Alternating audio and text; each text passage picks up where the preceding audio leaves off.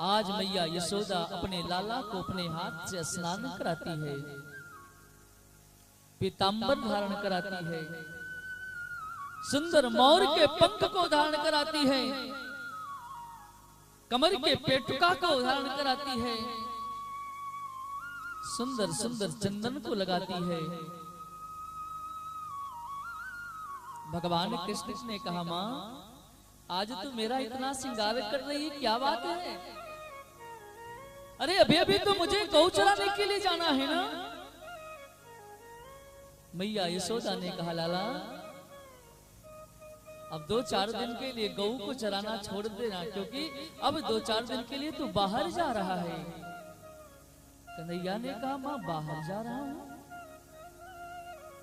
ऐसा खबर ऐसा समाचार तो मुझे पता नहीं, लेकिन मां एक बात कहता हूं, आपको छोड़कर मैं कहीं जाने वाला नहीं हूं। मां ने हृदय से लगा लिया, लाला हमेशा हमेशा के लिए थोड़ी जा रहा है, वो 2-4 दिन की तो बात है ना। अपने हाथ से मैया यशोदा भगवान को पकवान खिलाती हैं, भोजन कराती हैं, माखन मिश्री को खिलाती हैं, बार बार कहती हैं, कन्हैया तुझे मथुरा में कौन माखन खिलाएगा, तेरा श्रृंगार कौन करेगा लाला? लाला ये खा लेना, वहां पर ये यहाँ पर पी लेना। ऐसे तमाम सामग्रियों को भी रखा मां ने। नंद बाबा से कहा, आप पिता हैं, जाइए आप भी, और वहां पर मेरे लाला के मुखमंडल को देखते रहना, कब क्या आवश्यकता है इनको कहने की आवश्यकता न पड़े, आप दे देना। तब तक समस्त गोपिकाओं को पता चला कि जिसका दर्शन हम प्रतिदिन करते थे, जिस कन्हैया को राग यमन यमन प्रतिदिन दर्शन करते थे, आज वो हम सबको छोड़ करके दूर जाने वाला है। गोपिकाएं आंख में अश्रु लिए हुए नंद बाबा के द्वार पर आ जाती हैं। कन्हैया बिना मिले हुए चले जाओगे, बिना मुलाकात किए हुए चले जाओगे? कन्हैया बाहर निकलता है, सब गोपिकाएं उदास हैं। कन्हैया कल बताए नहीं कि आज मथुराज को जाना है। कन्हैया कुछ भी हो जाए हम तुमको जाने नहीं देंगी, हम तुमको जाने नहीं देंगी। भगवान की आंख में भी अश्रु है। भगवान सबको समझाते हैं, गोपिकाएं आप मेरी सखियां हैं, आप मेरी अपनी हैं, और कहीं मैं हमेशा हमेशा के लिए थोड़ी जा रहा हूं, कुछ दिन की तो बात है ना। बस कुछ ही दिन में मथुरा को घूम करके वापस चला आऊंगा। भगवान कृष्ण दाऊ जी महाराज रथ पर आसीन होते हैं, रथ पर बैठते हैं, रथ चलना प्रारंभ होता है। गोपिकाएं विलाप करती हैं, कन्हैया मत जाओ, कन्हैया मत जाओ। मेरे कन्हैया ने कहा कि जैसे रोते हुए भेजोगी ना तो मेरा मन बिल्कुल नहीं लगेगा, इसलिए तुम सभी लोग मुस्कुराते हुए मुझे यहाँ से विदा करो। अरे 2-4 दिन की बात तो मैं वापस आऊंगा। गोपिकाओं ने कहा, सरकार एक निवेदन है। क्या? कुछ दूर तक आपको विदा करने के लिए तो चल सकती है ना? भगवान ने सबको आदेश दिया।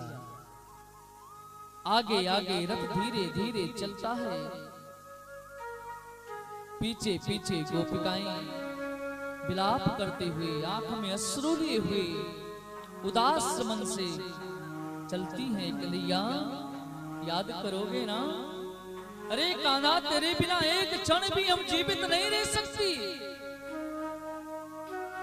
तो 3 दिन की 4 दिन की बात करता है। दिन में 10 बार तेरा दर्शन करती थी, कहीं ना कहीं तू मिलता था, लेकिन अब कौन 2-4 दिन मिलेगा। रथ आगे बढ़ता है, यमुना महारानी के पुलिन तट पर रथ पहुंचता है, तो वहां पर एक कदम वृक्ष के नीचे राधा रानी उदास बैठी हैं। भगवान ने अक्रूर जी महाराज से कहा, काका जी रथ को थोड़ा सा रोक दीजिए। अक्रूर जी महाराज रथ को रोकते हैं। भगवान जाकर के राधा के पास, राधे सभी लोग मेरे घर पर मुझे विदा करने के लिए आए, तुम नहीं आई। राधा रानी ने आंख में अश्रु भरते हुए कहा, भगवान विदा तो उसको किया जाता है जो दूर जाता है, आप तो मेरे हृदय में सदैव सदैव के लिए विराजमान हैं। लेकिन भगवान एक बात मैं आपसे पूछूं, हमसे क्या खता हो गई, क्या गलती हो गई कि आप बिना बताए हुए यहां से जा रहे हो? हे भगवान मुझसे क्या भूल हुई, क्या गलती हुई? इतना कह करके राधा रानी भगवान के चरणों में अपने सर को रख देती हैं कि भगवान क्या हमको याद करोगे? क्या वहां पर पहुंचने के बाद में हमें भूल तो नहीं जाओगे? भगवान ने कहा, राधा तेरे सिवा मेरे जीवन में और है ही कौन? भगवान ने अपने स्वरूप को कहा, याद करो हम और आप एक ही हैं, एक ही हैं। गिराय रथ जल बीच सम, कही अति भिन्न न भिन्न। जैसे शब्द में अर्थ छिपा होता है, समुद्र के जल में उसकी लहर छिपी होती है, वैसे हम दोनों एक हैं। हमें और आपको कोई विलग नहीं कर सकता, अलग नहीं कर सकता। राधा इतना सुनते ही रोना प्रारंभ कर दिया। भगवान ने कहा, राधे एक वरदान मांगू, दोगे क्या? राधा ने कहा, भगवान यदि प्राण मांग लो तो इस राधा का प्राण आपके चरणों में न्यौछावर है।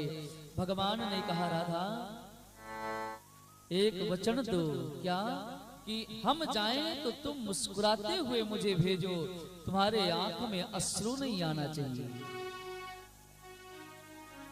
राधा ने कहा, भगवान मांगा तो आपने बहुत मुश्किल वस्तु, लेकिन जाओ राधा तुझे वचन देती है कि नैया जब तेरी कहीं याद आएगी